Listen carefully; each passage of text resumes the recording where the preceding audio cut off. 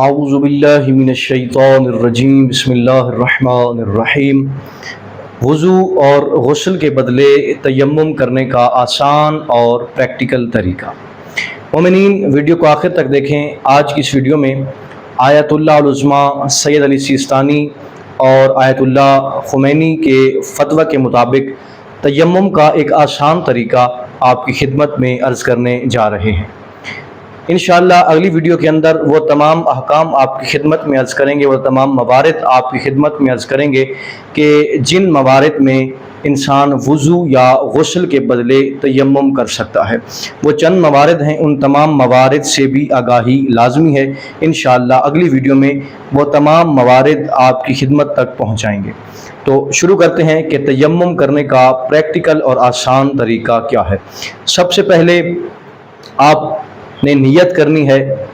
نیت قربتاً اللہ کی نیت سے کریں گے۔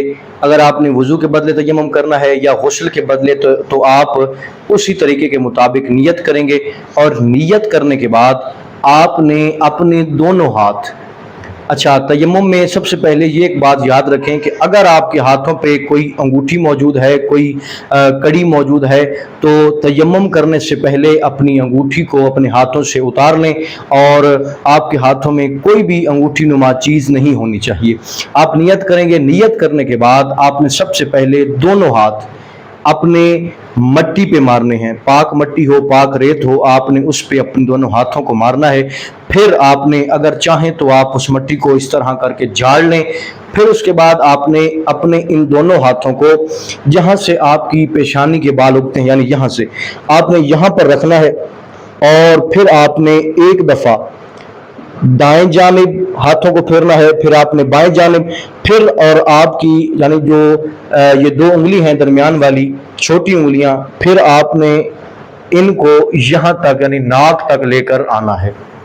پھر آپ نے اس کے بعد اپنے بائیں ہاتھ کی ہتھیلی کو دائیں ہاتھ کی ہتھیلی پہ یہاں سے آپ نے پورا آپ نے ہتھیلی کو مس کرنا ہے۔ پھر دائیں ہاتھ کی ہتھیلی سے آپ نے بائیں ہاتھ کی پشت کو آپ نے مس کرنا ہے۔ احتیاط مستحب یہ ہے کہ جب آپ یہ والا مسح کر لیں، پھر آپ اس کے بعد اگر چاہیں، احتیاط مستحب ہے کہ دوبارہ اپنے ہاتھ مٹی پہ یا ریت پہ ماریں، اور پھر اس کے بعد اپنے دائیں ہاتھ پہ اور پھر بائیں ہاتھ پہ آپ مسح کریں۔ تو دعا ہے کہ پروردگار دو عالم ہمیں صحیح معنوں میں ہر چھوٹی سے بڑی عبادت کو ادا کرنے کی توفیق عطا فرمائے۔ اپنی دعاؤں میں یاد رکھیں۔ اللہم صلی علی محمد و آل محمد۔